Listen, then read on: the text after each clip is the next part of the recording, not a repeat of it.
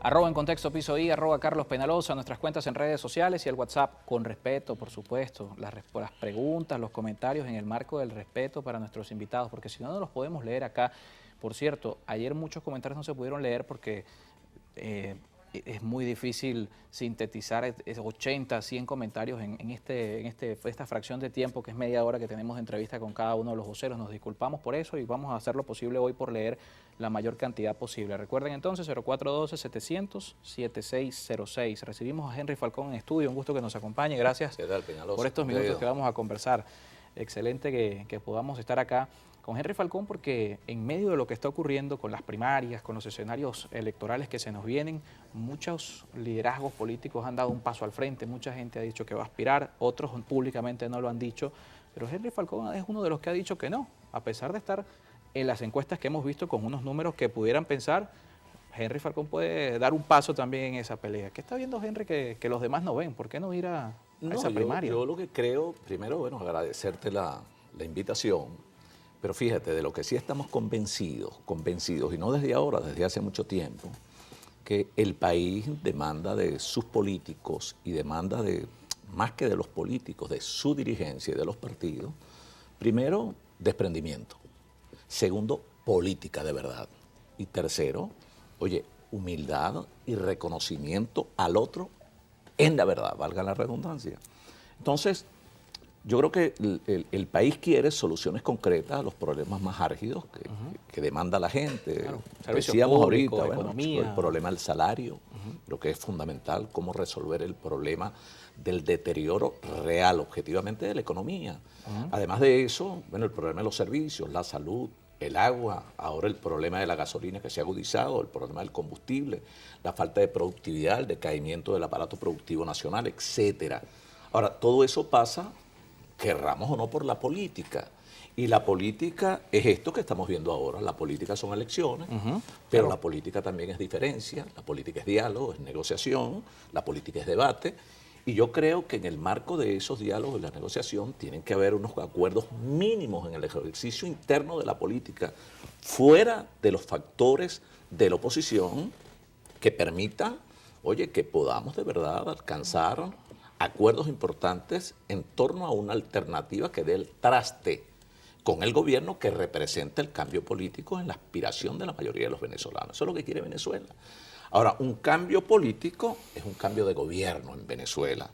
Y un cambio de gobierno es lo que puede permitir que abordemos de verdad, de manera estructural, los problemas de la economía, para buscar mejores equilibrios en el orden de lo social y poder abordar los temas de servicios, etcétera, el problema del salario, el deterioro de la calidad de vida de la gente. Entonces allí está, bueno, esa es la política, ¿ves? Cómo conectar desde la política, pues eso es lo que le corresponde a un político, a los partidos, cómo intermediar con la gente en la búsqueda de esas soluciones.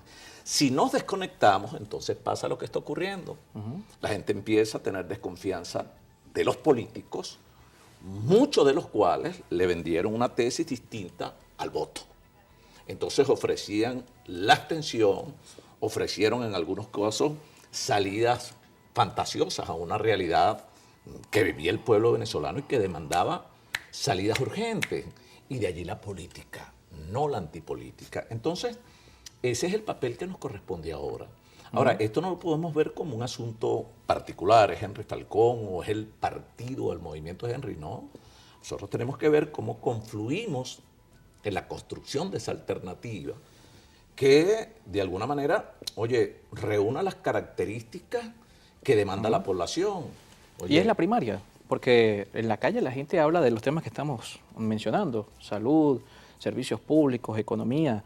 La gente quiere el día a día de la gente no está en por quién votar, si votar por Henry Falcón, por Enrique Capriles, por cualquiera de estos candidatos. Claro, por eso, pero te repito, los temas sensibles para la gente, las necesidades más sentidas de la población pasan por la política. Claro. O sea, nosotros tenemos, si queremos cambiar las cosas en el país, tenemos que abrazarnos al voto como único instrumento de cambio democrático para la paz, la libertad y la transformación del país. No hay otro. O sea, las otras salidas, el tiempo nos ha demostrado que han sido simplemente infructuosas, han sido inútiles. Entonces ahora, si es el voto, La gente quiere, la gran mayoría de los venezolanos, que rechaza el desempeño del gobierno, casi el 80% de la población, bueno, percibe que esto es un gobierno que no tiene capacidad de maniobra en cuanto a la resolución de los problemas de la gente. Entonces quiere una unidad de este sector. Ese 80% se quiere ver representado en los factores de oposición que adversamos a ese gobierno. Oye, pero una unidad que no tenga etiquetas, donde no se excluya al otro porque aquel tenga un pensamiento en la metodología distinto. Claro. Donde tú puedas decir eso que tú ahorita planteabas. Bueno, la primaria es una metodología. Hay unos que dicen que es el consenso. Bueno, pero fíjate que en otras ocasiones, en procesos anteriores, los consensos han marcado las primarias. Yo, por ejemplo, aspiraría en el marco de esta realidad, de esta dinámica interna de los factores opositores que estamos construyendo esa alternativa, ojalá y podamos tener unos preacuerdos. Claro. Oye, a mí me gustaría que esas primarias y esa candidatura que se vaya a decidir en ese proceso tenga la suficiente fortaleza para ir al proceso presidencial con grandes probabilidades de éxito. Entonces nosotros allí no podemos descartar al otro, o sea, aquello de excluir, de etiquetar, de guardar facturas, etcétera. Aquí hace falta mucha mesura, mucha o la campaña de señalamientos entre actores, porque lo que estamos viendo también es un poco de eso. Eso nos ha caracterizado y eso ha marcado una ruta de errores, de la cual debemos aprender. Uno tiene que ver por el retrovisor para no repetir los errores del pasado. Yo pudiera decir aquí en tu programa, oye, el 2018, bueno, mi opinión fue una gran oportunidad, que cometimos todos errores y en el curso del tiempo posterior al 2018 yo creo que se perdieron años valiosos y creo además que se agudizaron los problemas en el país. Recuerda que antes nosotros hablábamos por allá en el 2018 la posibilidad de la coexistencia de una moneda fuerte, el bolívar, y la posibilidad de dolarizar.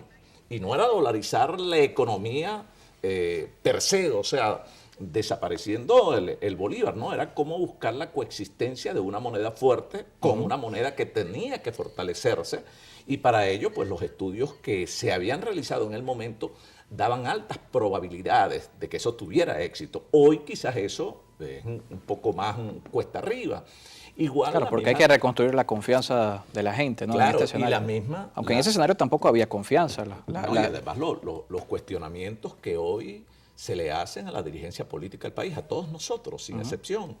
Bueno, la decadencia de las instituciones partidistas, un poco esto que se le vendió a mucha gente de que a través de la abstención la salida estaba a la vuelta de la esquina, aquello del inmediatismo, que es que el cambio lo resolvía entonces una estrategia que pudiera de alguna manera verse acompañada con una intervención extranjera en los asuntos internos del país. O sea, todo eso debe ser un gran aprendizaje, no solo para nosotros, los actores de la política, el liderazgo político de los partidos, para la gente. Nosotros debemos entender que solo es posible ese cambio político, por ejemplo, si ese 80% se expresa masivamente a través del voto, repito, que es lo único que tenemos a mano para nosotros poder dirimir nuestra diferencia.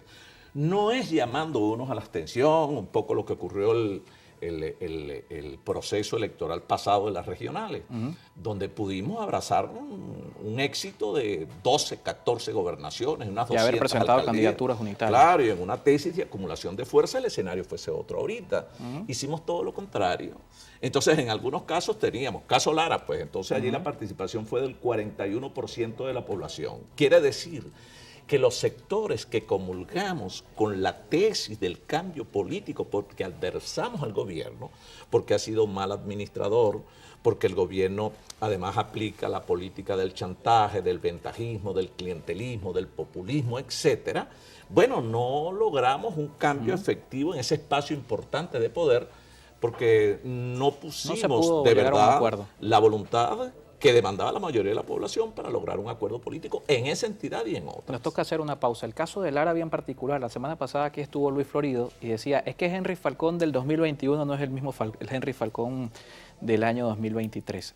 Henry Falcón, hoy más cercano, por cierto, a la plataforma unitaria, antes de ese escenario de noviembre, del 21 de noviembre, perteneciente a la organización política avanzada progresista más cercana a la Alianza Democrática, vivió precisamente los señalamientos de un sector político del país. cómo hoy Henry Falcón termina de aquel lado. Lo conversamos al regreso de la pausa y también leemos sus preguntas, sus comentarios en las redes sociales. Ya bastante participación a través de nuestro WhatsApp 0412-700-7606 y por supuesto el Twitter. No se olviden del Twitter, que también lo pueden utilizar, @encontextopisoy y @carlospenalosa y nuestra cuenta de Instagram.